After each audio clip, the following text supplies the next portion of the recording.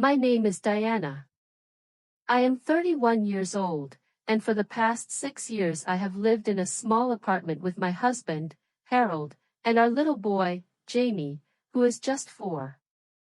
Our home is tiny, old, and sometimes a little noisy because of the neighbors, but to me it has always felt warm. It is where my son learned to walk, where Harold and I shared late-night conversations, and where simple moments felt like blessings. Harold works at a construction company.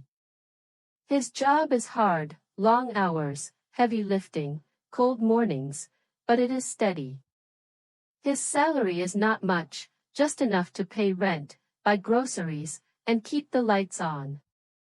We never had extra money. No restaurant dinners, no new clothes, no vacations. But we had each other, and I believe that was enough. Still, like any family, we dreamed. So when Harold came home one evening with a bright smile and said, "My boss told me I might get a promotion next month," hope filled the room. I imagined buying Jamie new shoes without counting coins. I imagined breathing a little easier. Life felt gentle, stable, almost safe. I didn't know a storm was already forming above us. A storm called unemployment. Our daily life used to be simple, almost predictable in a comforting way. Every morning, Harold left early for work while I stayed home with Jamie. I cooked breakfast, cleaned the apartment, washed clothes, and tried to keep Jamie entertained with coloring books and little toy cars.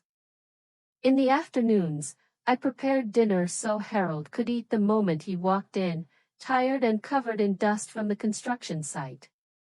We didn't have money for anything extra. No dinners at restaurants. No weekend trips. No new clothes unless absolutely necessary. Sometimes I wished for more, but I never complained, not when I saw how hard Harold worked just to keep us afloat. Despite everything, our home felt full. On most evenings, even after long exhausting hours, Harold would lift Jamie in his arms and play with him on the floor. I loved watching them together. Those moments made our tiny apartment feel like the happiest place in the world. At night, when Jamie slept, Harold and I talked quietly about the future. We dreamed of saving enough money for Jamie to attend a good school one day. We were not rich, but we were a family, steady, loving, and hopeful. I truly believed our little world was complete. I didn't know how quickly it could all fall apart. Everything changed the day Harold walked through the door with a face as pale as paper. I knew something was wrong the moment I saw him. His shoulders were heavy, his eyes empty. I asked, "Harold, what happened?" He sat down slowly, as if the weight of the world was pulling him down, and whispered, "They fired me." For a moment, I couldn't speak. Just 2 weeks earlier he told me he was close to a promotion. We were making plans, small plans, but hopeful ones. And now, everything had collapsed in an instant. The company was cutting positions, and Harold was one of the first to go. I held his hand and told him everything would be okay, but inside me was a storm of fear. We barely survived even when he had a job. Without it, how long could we keep going? The answer came sooner than I expected. Our tiny savings started disappearing week by week. Rent, groceries, electricity, Jamie's school fees. Every bill felt like a punch to the stomach. Harold sent out dozens of CVs, checked job websites every morning, called people he once worked with. Days turned into weeks, and weeks into empty months. No one called back. Or they did, but only to say they found someone else. He came home after every interview looking smaller, quieter. The hardest part wasn't the money, it was watching him lose himself. He stopped smiling. He stopped joking with Jamie. He barely looked me in the eye. One night he said softly, "Maybe I'm just not good enough." That broke my heart more than any unpaid bill. I tried to help by starting a small online food business. I cooked and delivered meals, sometimes late into the night. The money trickled in, just enough for groceries. To pay rent, I sold my wedding ring. I hid it from Harold because I knew it would destroy him. Pressure kept building inside the house. I was exhausted, cooking, cleaning, caring for Jamie, running a business, worrying nonstop. One night, after a long day of 0 orders and a call from the landlord, I finally snapped. I shouted, "I can't do this all alone." Harold didn't yell back. He just stood there, eyes full of pain, and whispered, "I'm trying, Diana. I'm trying." Later, I found him sitting alone on the cold stairs outside our apartment, his face buried in his hands. He looked completely defeated. And at that moment, I realized the truth. We weren't just losing money. We were losing him. The night after our fight, Harold and I sat together in the dark living room. Neither of us spoke at first. The silence felt heavier than any argument. Finally, he whispered, "I'm sorry, Diana." I felt my chest tighten. I reached for his hand and said, "I'm sorry too. I'm just scared." We cried, quiet, exhausted tears. It wasn't just a moment of sadness. It was a moment of truth. The next morning, something changed in Harold. Maybe it was my words, maybe it was the weight of our reality, but he finally understood that waiting for the perfect job was no longer an option. So he began applying everywhere. Literally everywhere. He went to a small restaurant to ask for a dishwashing job. He asked a garage if they needed someone to clean tools. He visited a warehouse in hopes of lifting boxes. He even applied to be a taxi driver. But the world was not kind to a man who had already fallen. Every rejection crushed him a little more. He came home with slumped shoulders, avoiding my eyes, saying, "They said no," again.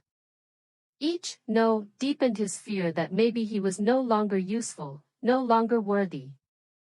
Meanwhile, I tried to keep my small food business alive. Some days were good, 2 or 3 orders gave me hope. But there were days when no one ordered anything. On those days, I would stare at my empty kitchen counter and feel defeated. Bills stacked up. Jamie needed new shoes. The landlord called twice. Sometimes, I sat at the table with my head in my hands, wondering how much longer we could survive. Then one morning, the phone rang. Harold looked at it as if it were a bomb. When he answered and heard "interview," his hands began to shake. He said, "Diana, I don't know if I can go. What if they reject me again?" His voice cracked, and I realized this wasn't just about money anymore, it was about his dignity. I held his face and said, "Even if you fail, failing while trying is still fighting."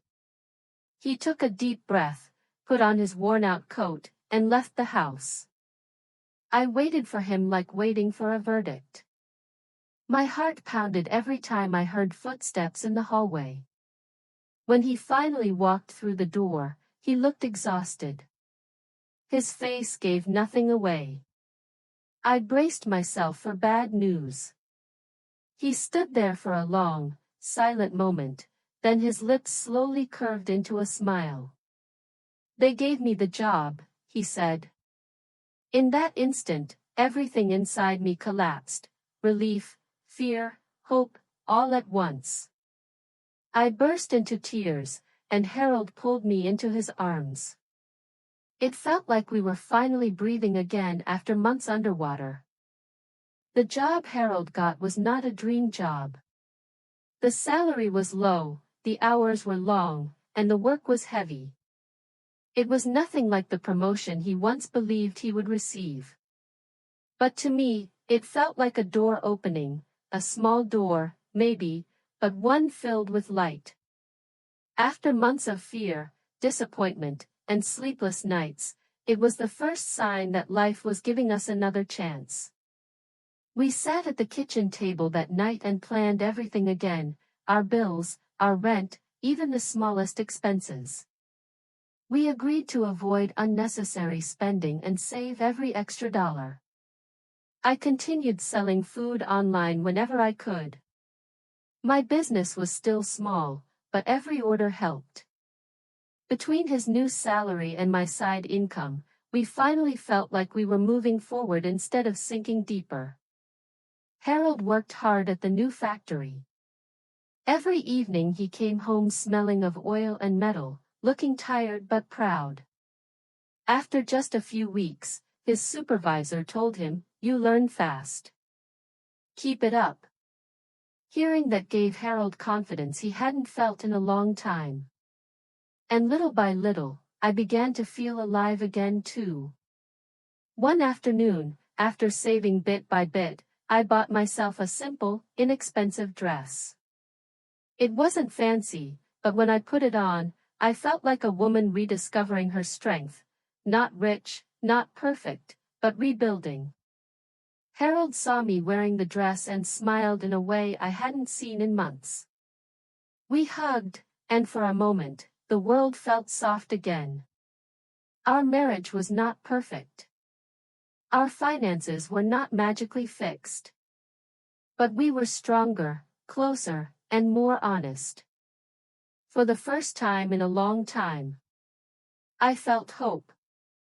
Now, when I look back at those months of fear, hunger, and uncertainty, I finally understand something important: losing a job is not the end of a life. It is the beginning of humility, courage, and unexpected growth. It strips away pride, comfort, and habits, then forces you to rebuild from the ground up. And sometimes, rebuilding is exactly what a family needs. I learned that love is not proven on happy days. Love shows itself when everything falls apart, when bills pile up, when confidence disappears, when one person is too tired to stand and the other chooses to hold them up. Sometimes love means carrying each other through the worst days, even when both of you feel weak. There were moments when Harold felt worthless and I felt exhausted. Moments when I cried in the kitchen and he cried on the stairs outside. But those weak moments did not define us. What we chose next, the apology, the effort, the courage to try again, that is what shaped our family. Poverty taught us gratitude. Unemployment taught Harold humility and persistence. And the pressure taught me that strength isn't loud or dramatic, it is built quietly through love, patience, and shared struggle. Today, we are still not rich, but we are richer in every way that matters. We walk slower than before, but we walk together. And that is enough. If you liked this story, please like, comment, share, and subscribe. Thank you for learning English through stories with us. Your support means so much to me. See you in the next video.